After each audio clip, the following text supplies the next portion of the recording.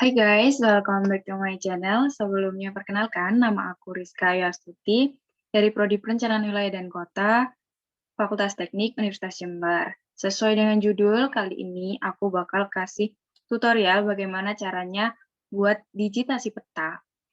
Oke, langsung aja. Kalau misalnya kalian belum download peta batas wilayahnya, kalian bisa langsung download aja peta SHP-nya. Setelah itu, kalian bisa add data pada Arts Catalog.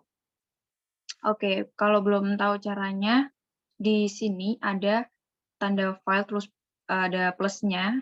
Kalian klik, terus nanti pilih di mana kalian naruh filenya SHP itu, misalnya di Windows ya. Terus, misalnya di download di Kecamatan Banyuwangi, terus ada di folder apa gitu. Nanti terus di OK. Karena aku sudah mengkonekkan, jadi di sini sudah muncul ya Kecamatan Gambiran. Ini saya ambil sebagai sampel contoh untuk digitasi kali ini. Langsung aja kita masukkan peta SHP-nya ke ArtsMap. Oke, begini. Nah, karena ini masih belum terlihat sebagai peta dan belum bisa didigitasi, biasanya ditambahkan dengan Basemap atau dengan SAS Planet. Basemap itu data yang langsung udah ada dari ArcGIS-nya. Kalau misalnya SAS Planet itu biasanya digunakan ketika kita membutuhkan digitasi yang tingkat ketelitiannya itu tinggi. Jadi buat mendapatkan SAS Planet itu sendiri, kalian harus mendownload terlebih dahulu petanya di aplikasi SAS Planet gitu. Oke, untuk kali ini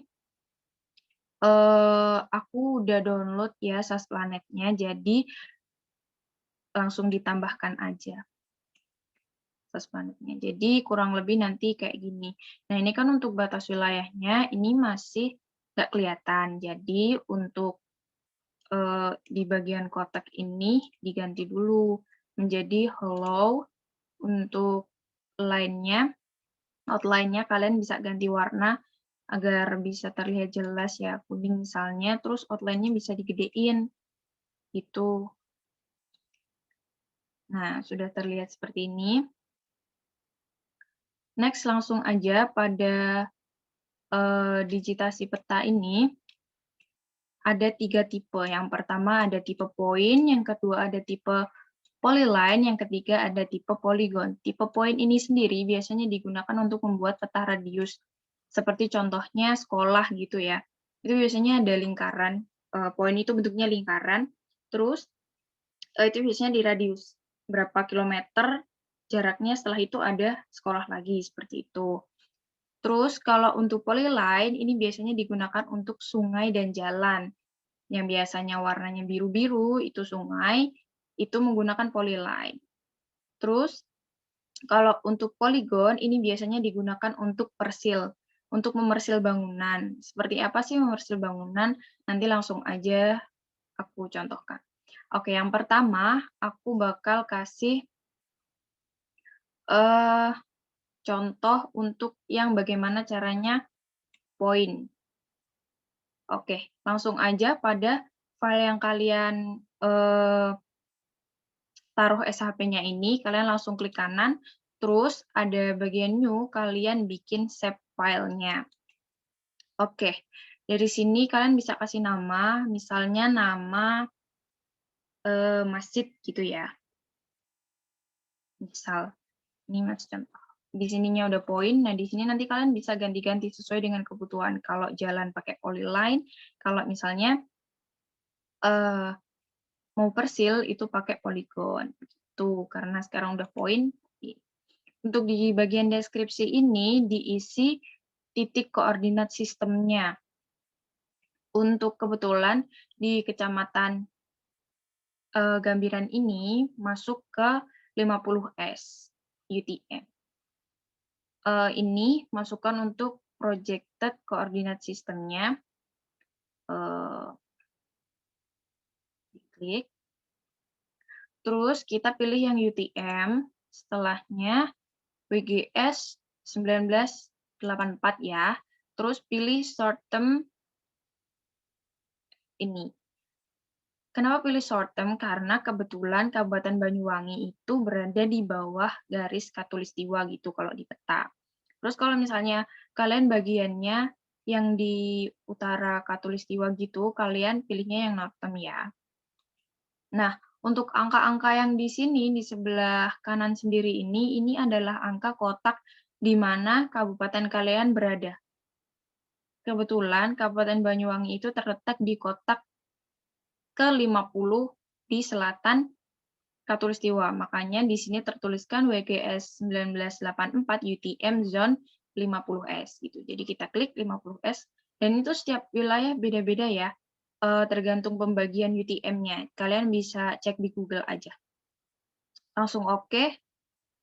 Nah, ini udah muncul description-nya, langsung di oke aja. Oke, selanjutnya ininya bisa diganti dulu warnanya biar kelihatan. Color-nya pilih warna ini ya, misalnya. Klik oke. Terus digedein dulu. Misalnya nih, kita langsung mau buat ya, klik masifnya, terus pilih editor, setelah itu start editing. Munculkan dulu create feature-nya, munculkan. Nah, kalau udah kayak gini, berarti kalian langsung klik masifnya. Dicek di sini apakah udah benar poin. Kalau udah berarti kalian bisa langsung menggunakannya. Di zoom dulu, terus diklik pada bagian yang ternyata, misalnya ini masjid ya. Diklik, nah dia akan muncul warna ini. Kalau sudah, editor, stop editing, yes. Nah, warnanya akan berubah lingkaran seperti ini.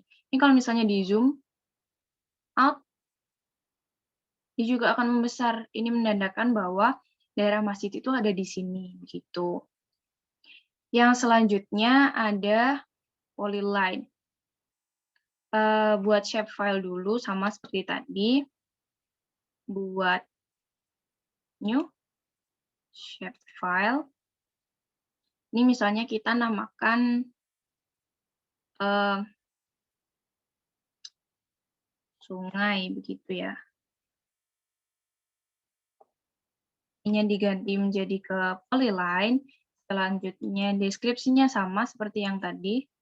Projected, UTM, WGS 1884, pilih yang short term, terus ke 50S. Gini. Oke. Nah, selanjutnya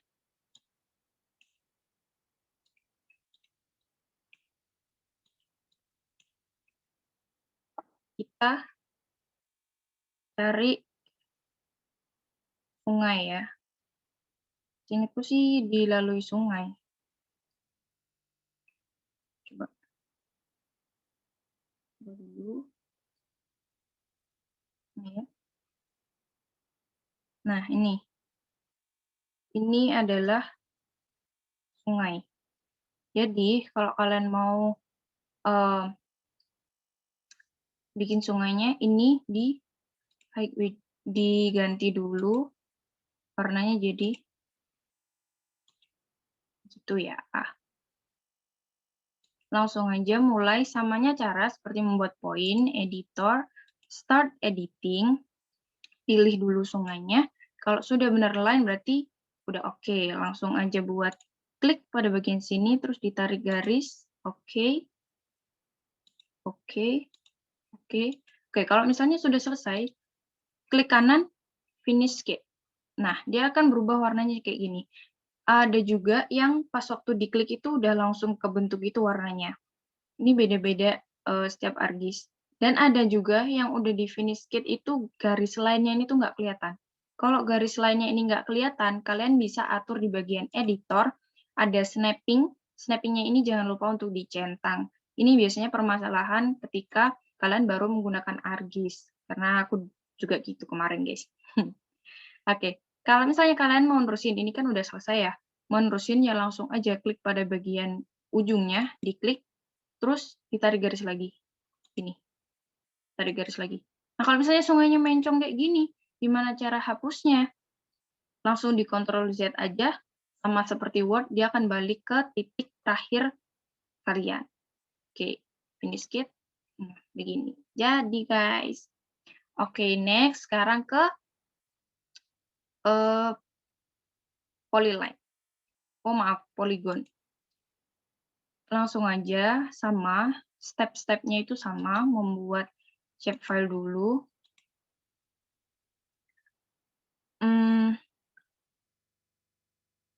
Misalnya buat rumah ya.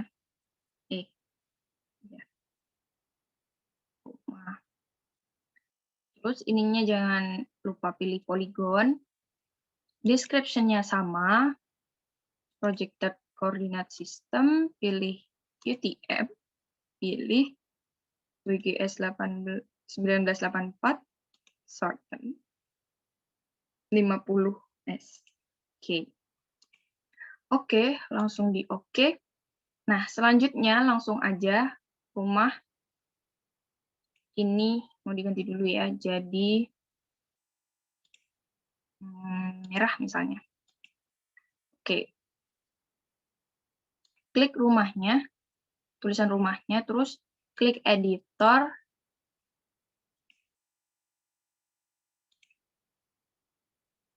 Klik editor, start editing.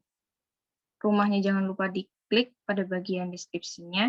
Kalau sudah di sini dicek sudah polygon, berarti sudah oke gitu. Coba kita nyari rumah dulu ya guys. Nggak jelas guys, nyari yang jelas dulu.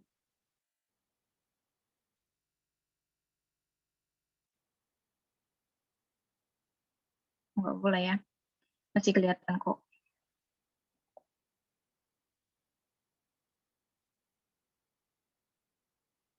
Nah, misalnya di sini ya, di sini rumahnya misalnya langsung dikotak aja, diklik kiri, tarik garis buat membentuk sesuai pola rumahnya. Nah, udah. Setelah itu, klik kanan, finish skip atau shortcut-nya F2. Ini contohnya seperti ini. Kalian bisa melanjutkan membuat persil, ini namanya persil, memersil rumah atau bangunan itu seperti ini.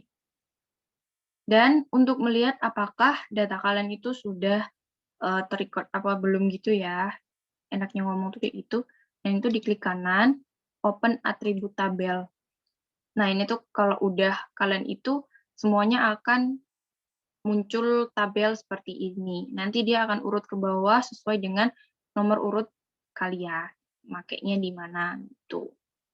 Ini tuh buat ngecek, enakin ngecek itu sebenarnya. Oke. Sudah sampai situ dulu tutorial dari aku. Kalian bisa lanjutin atau bisa langsung coba aja pakai ArcGIS kalian di rumah masing-masing. Jangan lupa untuk download SHP kalian dulu sebelum kalian melakukan digitasi peta. Sekian dari aku, ada kurang lebihnya aku mohon maaf. Terima kasih, jangan lupa komen, share, subscribe. Oke? Karena subscribe itu gratis. Bye-bye, sampai jumpa di video selanjutnya.